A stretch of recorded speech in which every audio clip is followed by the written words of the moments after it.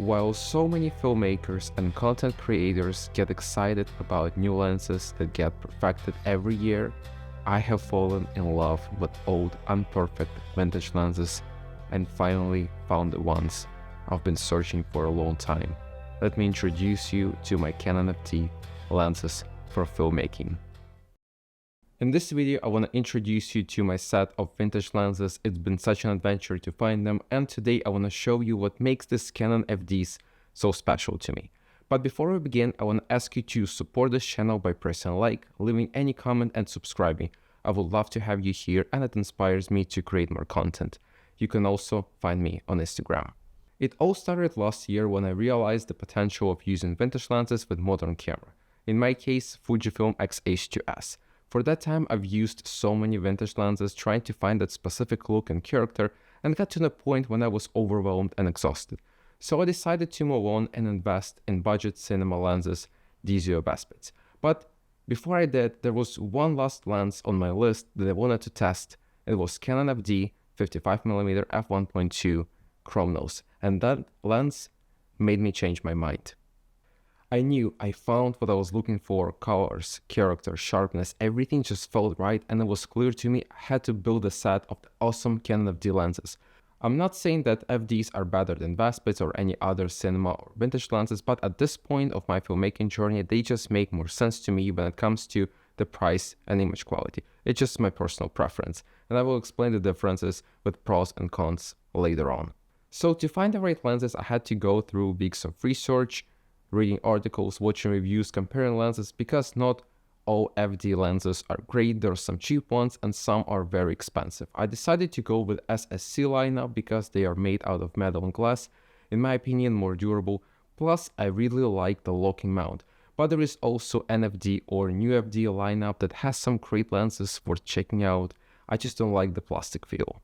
After my research was done and I found my lenses in good condition, because these lenses are old and many have issues, so you have to be extra careful.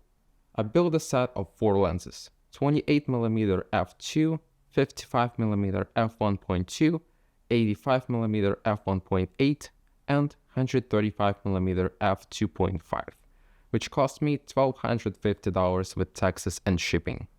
And that pretty much was my budget to buy one cinema lens. It made sense to me because I wanted to have a good set of vintage lenses for a long time, and I believe a lot of filmmakers can benefit from having one too. This set provides me a variety of focal length from wide angle to telephoto. It makes a big difference to me because I can experiment and find the lens that's better for a certain shot instead of being limited with one focal length. My plan for these lenses is to use them to make my first short film that I've been planning for a long time and push myself to become a better filmmaker.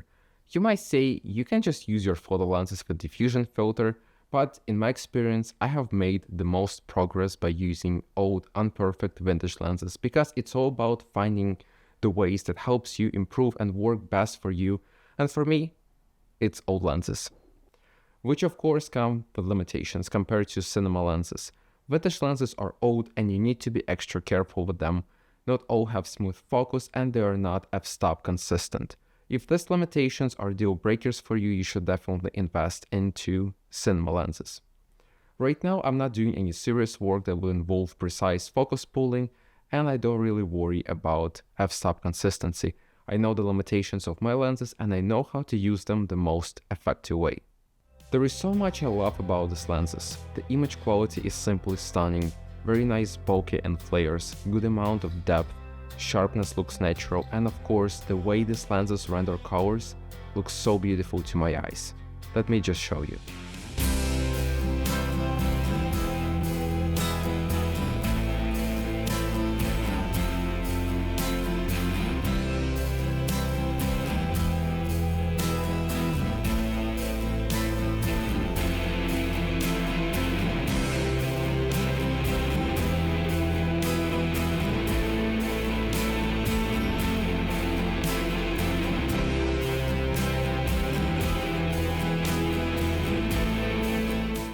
I have been using 28mm f2 for my YouTube videos. It's actually attached to the camera right now, and I can easily fit all 4 lenses in my backpack, which is so nice and easy to transport.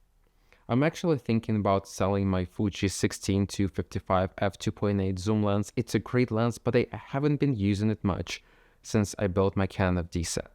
For the zoom lens, it was so easy to compose the shot because you can easily zoom in and out, and having 4 different lenses would be much harder. So I thought, until I started using the viewfinder app, which makes it super easy and helps a lot.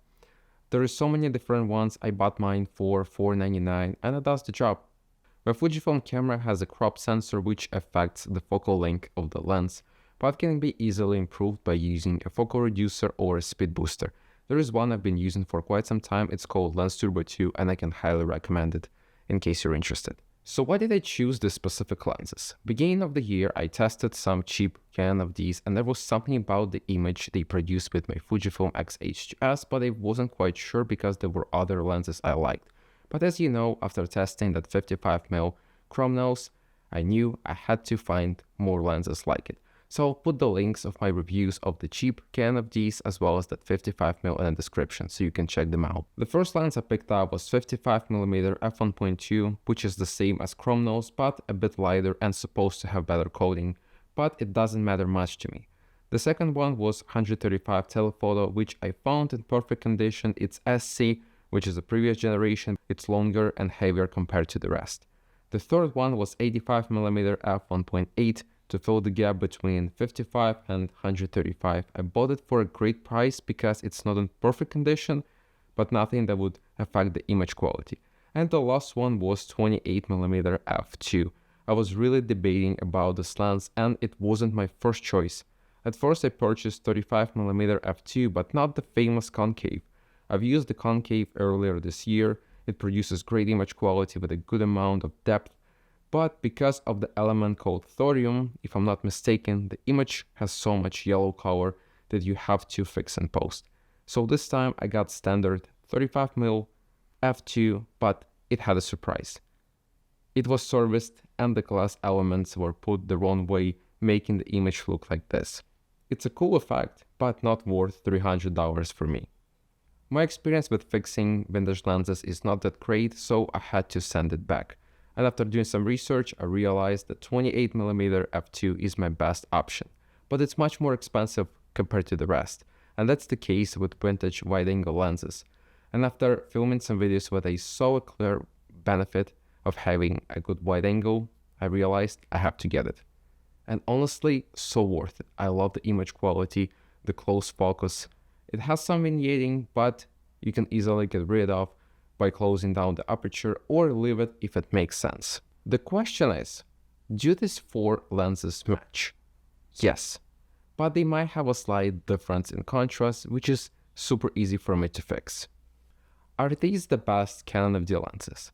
They are the best option for me right now because of their price and outstanding image quality. But if you want absolute best, you should look at spherical ones, but when you see their prices, they will shock you.